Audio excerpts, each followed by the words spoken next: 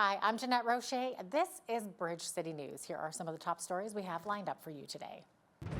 Saying the economy has proved resilient, the Bank of Canada holds steady on its key lending rate. Plus, some voters in the riding of Brooks Medicine Hat get their Christmas wish. A recall petition targeting Danielle Smith has been approved. And a group of local organizations calling themselves Christmas Hope are putting out the call for help making a child's holiday dreams come true. Your nation, your province, your southern Alberta. From the heart of Lethbridge, it's Bridge City News with Jeanette Roche. Thanks so much for joining us. The Bank of Canada made its final rate decision of the year Wednesday morning and has decided to leave its key interest rate unchanged at 2.25%. In October, the Bank of Canada lowered it by a quarter point, and it has remained unchanged since. Bank of Canada Governor Tiff Macklem says inflationary pressures continue to be contained despite some added costs related to tariffs. What I would underline is two things. One is it underscores the importance of keeping inflation low so that incomes can catch up. The other thing I would stress is that we're not going to lower prices overall. That's not how, if we were to try to push the whole price level down, that would cause a severe recession in Canada. Nobody wants that. So we're not going to become, things are not going to become affordable by lowering prices overall. The other element, we need to keep inflation low. The other element to improving affordability is to grow income. And how do we grow income? Well, we need to improve our productivity. We need to invest more. We need to diversify our trade. That's what's going to grow income. With more income, then everything becomes more affordable. An economist with CIBC says the fate of the Canada-US-Mexico Free Trade Agreement, which is up for renewal next year, is also weighing on the economy. Once there is more clarity on the trade file, it's believed economic activity will start to pick up.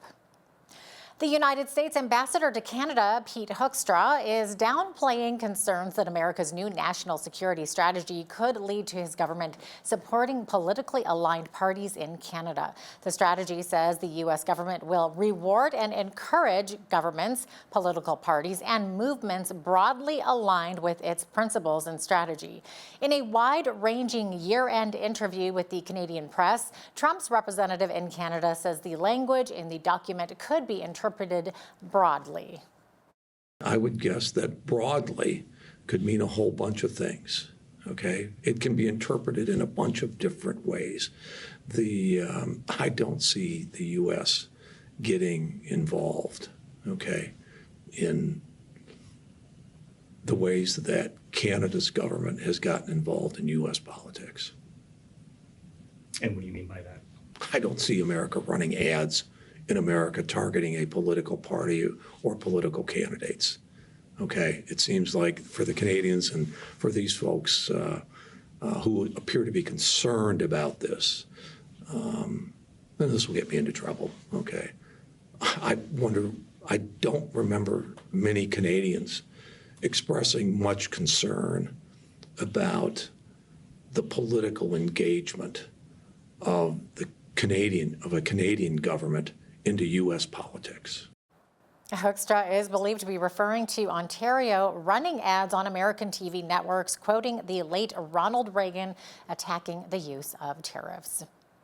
Well, good news for travelers heading to sunny destinations with Air Transat. The airline has reached a tentative deal with its pilots. Air Transat says only 18 of its flights were canceled before strike action was averted.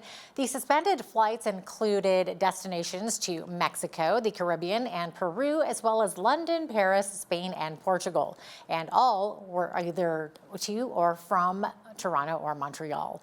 While a deal was reached Tuesday, a labor dispute would have marked the third strike in a year and a half in Canada's airline sector. Health Canada has approved the first drug designed to treat postpartum depression. Zuranolone is sold under the brand name Zurzuvae, is a pill taken once a day for 14 days and can start relieving depressive symptoms in as few as 3 days. The drug has already been approved by the FDA in the States as well as the UK and European Union. Canadian press reporter Nicole Ireland looks at the current treatments and shares what experts have told her about the drug.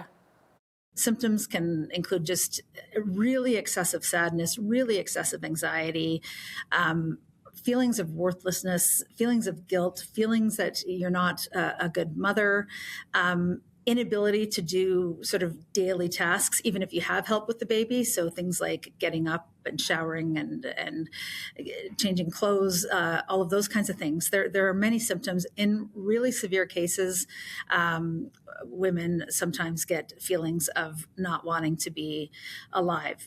We do have treatments. I did speak with some reproductive psychiatrists about this, and the treatment that exists right now is sometimes some psychotherapy, so things like cognitive behavioral therapy, but that takes a lot of time. And when you have a new baby at home, you don't have a lot of time.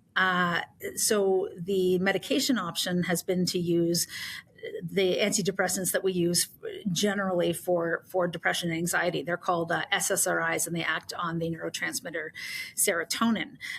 So those may continue to be used for in some cases. They are still a potential treatment option, but Zurzuvae acts much faster. So often with traditional antidepressants, people have to be on them for months, even years. With Zurzuvae, it's a 14-day course of treatment. Ireland says drug maker Biogen is hoping the drug will be available in the first quarter of 2026. The company will also be negotiating with insurance providers on coverage and cost. Closer to home, Elections Alberta says a recall petition has been issued for Premier Danielle Smith and 2 more of her United Conservative Party cabinet ministers. The petitioner seeking to oust the Premier says Smith has been ignoring local constituents and experts in developing policies. Smith denies that she isn't listening to local voices, saying in a statement in response to the petition that she regularly hosts town hall meetings in her Brooks Medicine Hat constituency. Petitioners now have 3 months to collect signatures equal to 60% of the total number of votes cast in the constituency in the 2023 election. If successful, a vote would be held on whether the legislature members loses their seat and a by-election is held. Petitions were also issued today for Technology Minister Nate Glubish and Environment Minister Rebecca Scholes. Elections Alberta says the new petitions bring the current total of recall petitions against UCP MLAs to 20, more than a third of Smith's caucus. In the wee hours of Wednesday morning, UCP's government invoked the Notwithstanding clause a second, third, and fourth time to pass 3 laws contained in Bill 9, the Protecting Alberta's Children Statutes Amendment Act.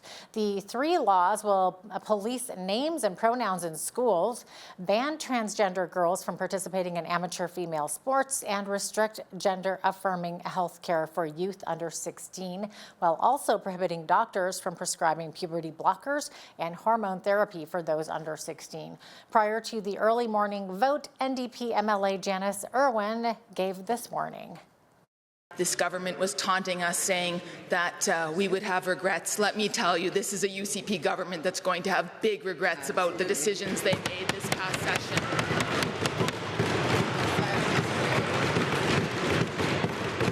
And let me tell you, we're tired for sure. We're a bit beaten down, but we are going to fight harder than ever before to ensure that Albertans have they don't just have the largest opposition in Alberta's history, they are going to have the strongest NDP government in 2027.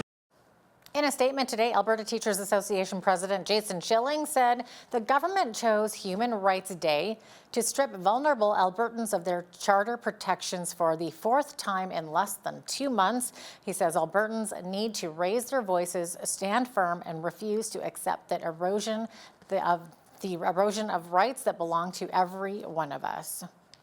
The Better Business Bureau is getting out the reminder for people to exercise caution this holiday season as fraud and scams are at their seasonal high. The BBB released their list of the 12 scams of Christmas, detailing the top areas people should avoid, especially within online shopping.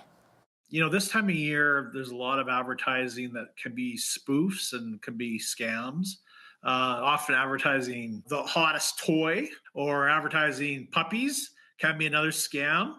There's been studies that 80% of advertising through social media are offering puppies as scams. The next one is the holiday app. So your kids might want to see Santa, at the North Pole or feeding the reindeers. The problem with some of these apps is they're actually installing malware on your computer. The next one is free gift cards. Again, the big red flag when it says free, it's an enticement to get you to hit a link. Temporary holiday jobs or seasonal work, you get an offer for some kind of 2 weeks of work, $30 an hour, flexible hours, unsolicited link, probably a scam. What I say to people, at this juncture is with the URL or the web address in the HTTPS part of that address, look for that S, because that means secure. Use your credit card when you're making a purchase, because you can dispute that transaction. That's important. Some good advice there. The full list of scams to watch out for this Christmas can be found at bbb.org. The Blood Tribe Police Service is investigating an incident that occurred at Standoff on Monday evening. Police say the incident happened at around 6 p.m. near the intersection of Highway 2 and Highway 509. A witness told police they saw an adult man driving a white GMC Yukon attempting to pull an adult woman into his vehicle. The woman was yelling for help as the passerby approached the man, got in his vehicle, and drove away. The woman was brought to a nearby gas station where police were contacted. Police say the woman did not suffer any injuries. Blood Tribe Police confirmed Wednesday morning that the suspect had been identified and they are in contact with him. They will not release further information at this time. Commuters in Lethbridge will have to be mindful when crossing the river to the west side and back. From here on out, the city of Lethbridge has made a permanent speed change on Whoop-Up Drive. The new limit is lowered from 90 kilometers an hour to 70 kilometers an hour, effective immediately. The city says 90 kilometers no longer meets modern safety standards, and the decision will limit the risk of serious collisions. Between 2020 and 2024, there were 128 collisions between the stretch of Scenic Drive South and University Drive West, resulting in 36 injuries. The reason is because of the shy distance. The lanes are tight, not the driving lanes, but the shoulder lanes away. There's very little distance, less than a meter in some cases, to the concrete barriers on either side, or the pedestrians on Whoop-Up Drive as well are very close. Traffic 20 years ago was 30,000 vehicles per day on Whoop-Up. Now it's 50,000 vehicles per day on Whoop-Up. With that many vehicles all running over peak hours, there's just too many vehicles. It gets congested. People aren't driving different speeds, and accidents are occurring. We're trying to lower the severity of those accidents. Public safety is a big part of it, but responder safety also will be enhanced with this reduction in speed.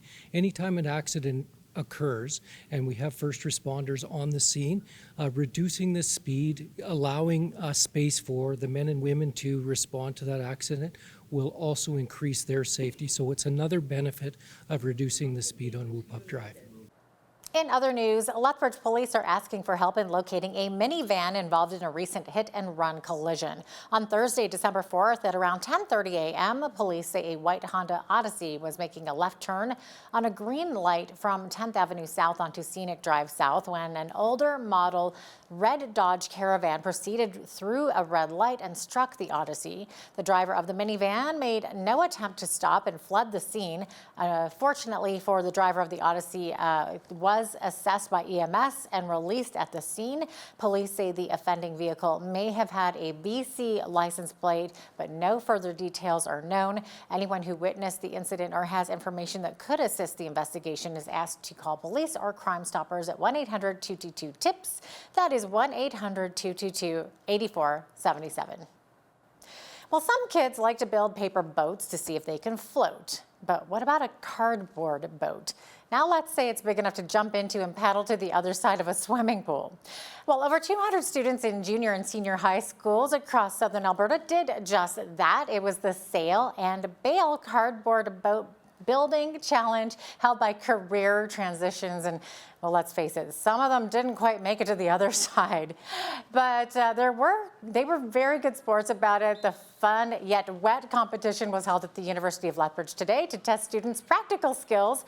The teams built a cardboard boat to test them in races and weight challenges. The organizers say the event, in its 21st year, is often some of the best memories from their school experience. We always have a fully subscribed event and lots of teams on the wait list. I think that teachers and kids alike really appreciate just like the fun, the energy, and the learning opportunities. And I think that in many cases I've heard adults say that participating in boat race was one of their favorite memories from their school experience. So when they arrive in the morning, they have 90 minutes to build a boat. They all get the same materials. It's 2 sheets of cardboard, a roll of packing tape, a roll of duct tape, and a mystery item of some sort. With takeout food containers is what they had to incorporate into their design. Then they have to start to employ their problem-solving skills and communication skills and leadership skills and teamwork skills. And those are all skills that are so important in the workforce. Oh, it looked like so much fun and very wet. I love that kid with the Santa hat. So funny. As the holiday season approaches with budgets being tighter than ever, more families are relying on the community to ensure their little ones receive presents at Christmas time. That is where Christmas Hope, a collaborative campaign involving 7 local organizations, plays a vital role, gathering toys, clothing, and essential supplies for those in need. Tanya Lister, site director with My City Care Lethbridge, says community support has been exceptional, yet there remains a prioritized list of items that are most urgently required this season. This year, we still have several hundred more children to run through our program, so our needs are still definitely all across the board. But we've had a harder time this year with like the teens and tweens, ages like 10 to 12, and then ages 13 to 17.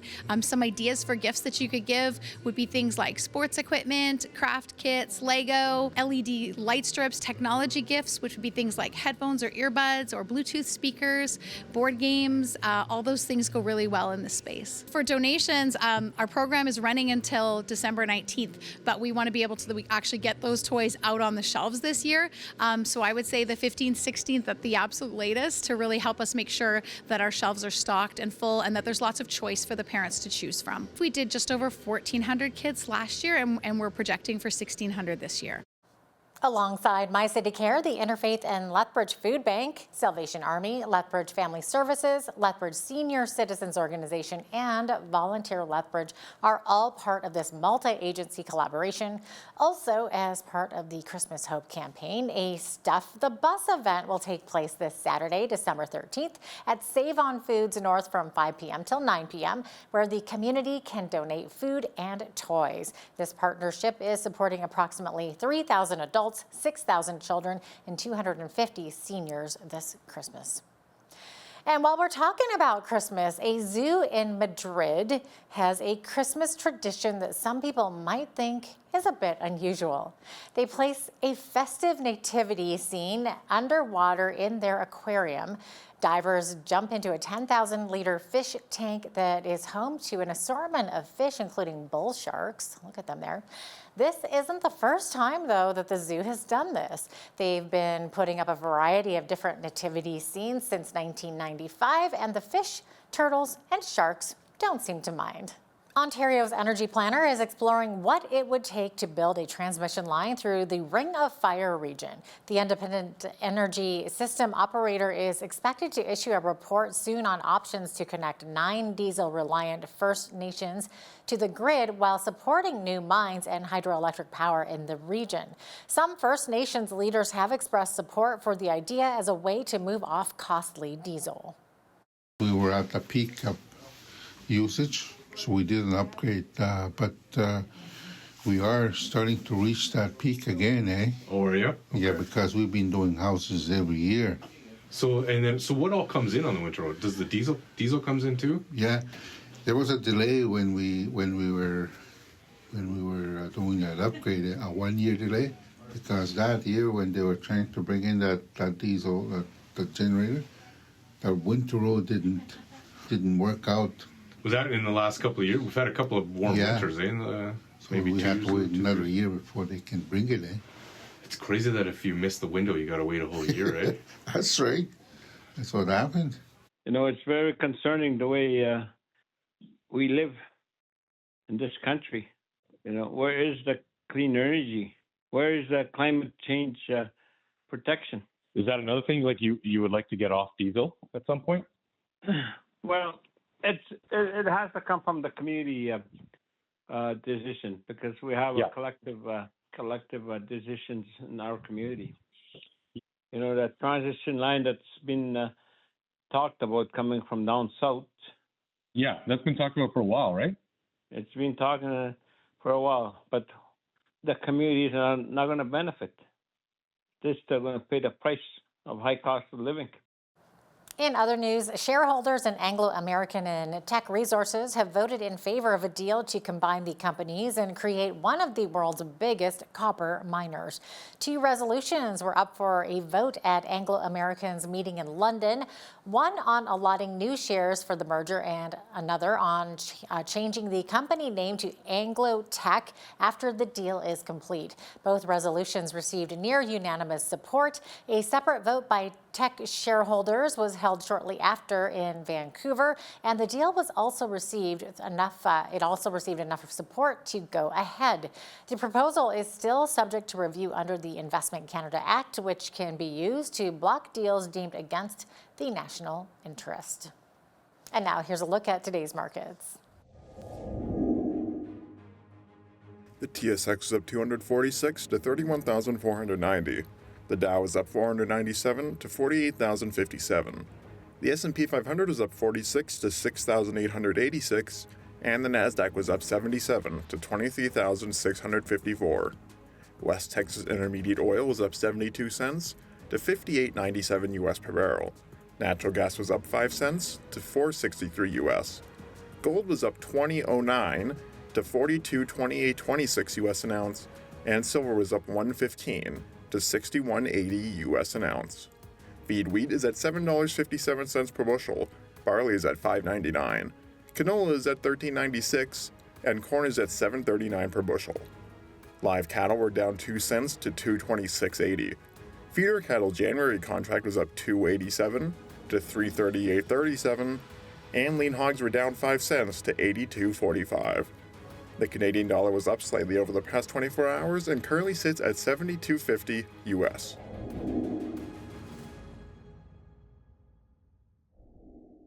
Recapping one of our top stories, Alberta Premier Danielle Smith is now one of 20 United Conservative MLAs subject to a recall petition. Petitions approved by Elections Alberta were posted today for Smith, Environment Minister Rebecca Schultz, and Technology and Innovative Minister Nate Glubish. Heather Van Snick, the woman behind the petition targeting the Premier, says Smith does not live in the community and hasn't made an effort to understand her constituents. Should certain professionals, like doctors and lawyers, have the freedom to express their personal views while off duty without the fear of reprisal from their regulatory bodies? Well, this is what Alberta's Bill 13 seeks to do. This after a doctor had to undergo a remedial education because of social media comments he made about gender pronouns. And not surprisingly, it's a bill that the province has received both criticism and praise for. But civil rights lawyer Glenn Blackett sees issues with the bill and would like to see it amended. We hear from him next. Also, when you see news happening in your community, be sure to send us an email at info@bridgecitynews.ca. You can also visit our website or our YouTube channel anytime to check out more of our stories and interviews.